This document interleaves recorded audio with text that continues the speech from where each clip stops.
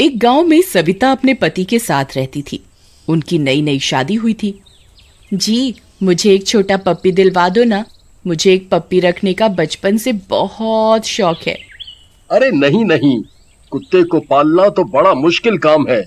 उनके रख रखाव में बहुत खर्चा आता है। नहीं नहीं, हम कुत्ता नहीं पाल सकते। ठीक है, अगर आप मुझे एक पप्पी नहीं दिलवा सकते तो आज के बाद मुझसे बात करने की कोई जरूरत नहीं है। मैं अब से खाना ही नहीं खाऊंगी। अरे यार, अब तुम ये इमोशनल ब्लैकमेल करना बंद करो। ठीक है, अगर तुम्हें कुत्ते के बच्चे को रखने का इतना ही शौक है तो मैं तुम्हें कल एक पप्पी दिलवा दूंगा। अब रोनी शक्ल बनाना बंद करो। फिर अगले ही दिन वो दोनों एक पेट शॉप पर जाते हैं। वहाँ सविता को एक सफेद रंग का छोटा सा पपी पसंद आता है। वो उसे देखते ही अपनी गोद में उठा लेती है। देखिए ना जी, कितना प्यारा बच्चा है, आप भी इसे अपनी गोद में लीजिए ना। अरे नहीं नहीं, मुझे कुत्ते बिल्कुल भी पसंद नहीं है। तुम इसे मुझसे दूर ही रखो। मैं इसका नाम टफी रखूंगी। अले मेरा छोटा बच्चा, अले अले अले, भूख लगी है। मम्मा आपको घर पहुंचते ही खाने को देगी, ठीक है? फिर वो दोनों उस पपी को अपने साथ घर ले आते हैं। फिर कुछ समय के बाद सविता एक बच्चे को जन्म देती है। टफी अब थोड़ा बड़ा हो चुका होता है। सविता, तुम इस टफी को हमारे मुन्ना से दूर रखा करो। इस जानवर का क्या भरोसा, कब हमारे मुन्ना को काट खाए। अजी, आप इसकी फिक्र मत कीजिए। मैं जानती हूँ टफी हमारे मुन्ने को अपनी जान से भी ज्यादा चाहता है। ये इसे कभी कोई नुकसान नहीं पहुंचा सकता। सब कुछ सही चल रहा होता है, तभी गांव में एक बच्चा चोर चुड़ैल की अफवाह सामने आती है। एक चुड़ैल रोज रात को गांव में आती और खिड़की से झांक झांक कर छोटे बच्चे की तलाश करने लगती। एक दिन वो चुड़ैल किसी के घर में झांक रही थी। तभी एक गांव वाला वहां आ जाता है। चुड़ैल की पीठ होने की वजह से वो उस चुड़ैल को देख नहीं पाता। अरे तुम कौन हो? इस तरह घर में ताका झांकी क्यों कर रही हो? कहीं चोरी करने का इरादा तो नहीं है तुम्हारा? चुड़ैल उसकी बात का कोई जवाब नहीं देती। तभी उस गांव वाले की नजर उस चुड़ैल के पैरों पर पड़ती है। वो उल्टे होते हैं। ये देखकर उसकी हालत खराब हो जाती है। अरे मर गए रे, इसके पैर तो उल्टे हैं। ये मैं कहाँ फंस गया?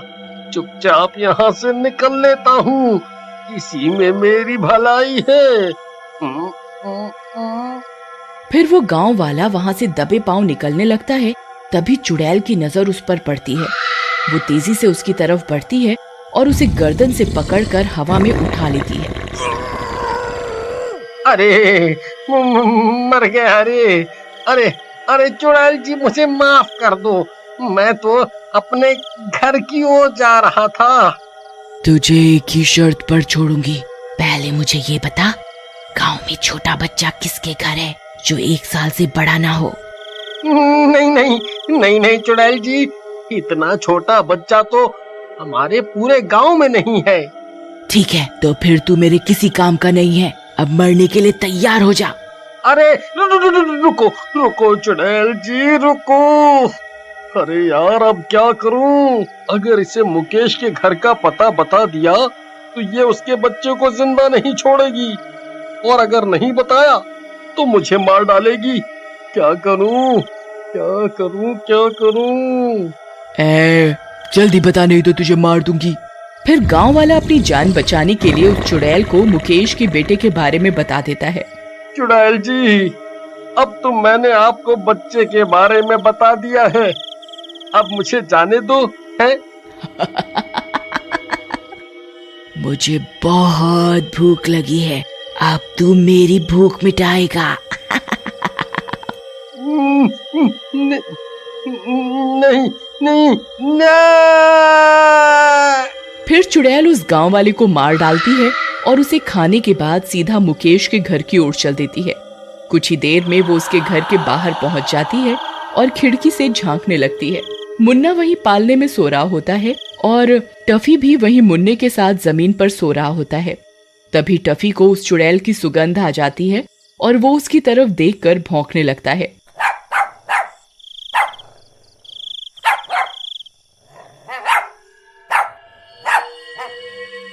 चुड़ैल खिड़की पर खड़ी होती है। अरे यार, ये कुत्ता भी ना रात को भी सोने नहीं देता। ए सविता, देखो तुम्हारा टफी पागल हो गया है, जो इतनी रात गए भौंक रहा है। फिर मुकेश उठता है और टफी की रस्सी पकड़कर उसे खींचने लगता है, लेकिन टफी अपनी जगह से नहीं हिलता और उस चुड़ैल की ओर देखकर भौंकता रहता है। अरे कमबख्त, क्या देख लिया तूने जो यूं भौंकता जा रहा है? चुप हो जाओ, सोने क्यों नहीं देता? वो चुड़ैल वहीं घर के बाहर छुपी रहती है और छुप छुप कर खिड़की से मुन्ना को देखती रहती है, लेकिन मुकेश की नजर उस चुड़ैल पर नहीं पड़ती और वो टफी को जबरदस्ती खींचकर वहां से ले जाता है और पीछे आंगन में ले जाकर उसे पेड़ से बांध देता है और सोने चला जाता है। सविता और मुकेश के सोते ही वो चुड़ैल उनके घर के अंदर आ जाती है। अरे वाह, इसने तो मेरा काम आसान कर दिया। फिर वो चुड़ैल मुन्ना को उठा लेती है और अपने साथ ले जाती है। टफी को इस बात का एहसास हो जाता है और वो जोर जोर से भौंकने लगता है, लेकिन वो चुड़ैल मुन्ना को वहां से ले जाती है। फिर टफी के लगातार भौंकने की वजह से उन दोनों की नींद खुल जाती है।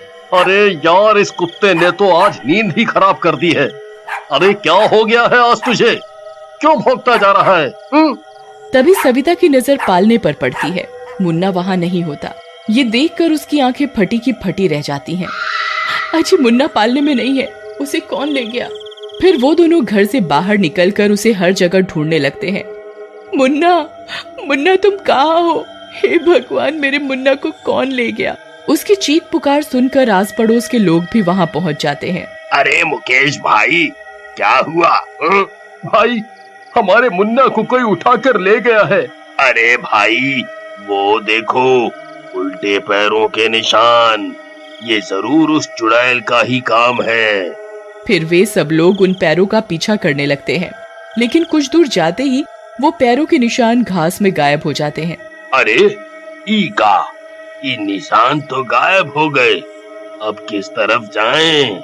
वहाँ दूसरी तरफ वो चुड़ैल मुन्ना को लेकर रेलवे ट्रैक पर पहुंच जाती है और उसे ट्रैक के बीचों बीच रख देती है। अब मैं तेरी बलि इसी रेलवे ट्रैक पर दूंगी जहाँ मैंने अपना बच्चा खोया था।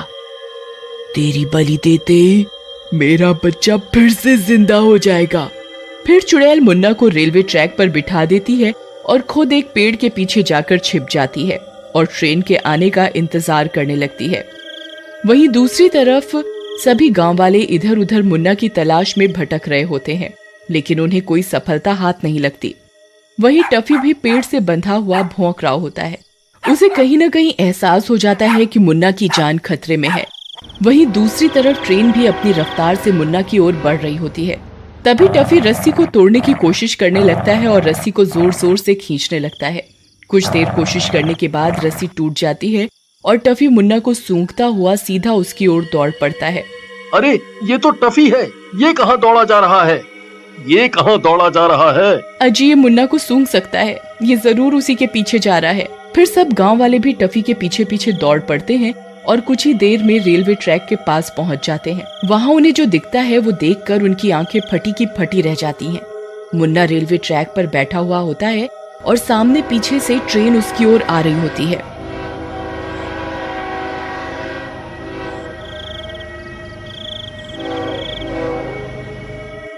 अरे नहीं, मुन्ना, मुन्ना, अरे कोई मेरे बच्चे को बचाओ, अरे कोई तो बचाओ। अरे कोई फायदा नहीं है भाई, हम ट्रेन आने से पहले वहाँ नहीं पहुँच पाएंगे। मुन्ना हमसे बहुत दूर है, हम इतनी तेज नहीं दौड़ पाएंगे। टफी, अब तू ही मेरे मुन्ना को बचा सकता है, जा टफी जा। तभी टफी अपनी पूरी रफ्तार से मुन्ना की ओर दौड़ पड़ता है। अरे जब हम इंसान कुछ नहीं कर पाए तो ये कुत्ता क्या कर लेगा? तभी टफी दौड़ता हुआ रेलवे ट्रैक पर पहुंच जाता है। ट्रेन बिल्कुल टफी के सामने पहुंचने ही वाली होती है कि टफी मुन्ना की तरफ कूद पड़ता है और मुन्ना को रेलवे ट्रैक से नीचे हटा देता है और ट्रेन आगे निकल जाती है। सब गांव वाले भागते हुए वहां पहुंचते हैं तो देखते हैं कि मुन्ना और टफी दोनों सही सलामत ट्रैक के साइड में बैठे हुए होते हैं। सविता मुन्ना को अपनी गोद में उठा लेती है। मेरा मुन्ना, तू ठीक तो है ना? अरे नहीं, ये क्या, इस कुत्ते ने तो मेरा सारा खेल ही बिगाड़ दिया। कोई बात नहीं, अगली बार मैं बलि देकर ही रहूंगी। फिर वो चुड़ैल गायब हो जाती है और एक बार फिर से वो बेजुबान अपनी वफादारी साबित कर देता है।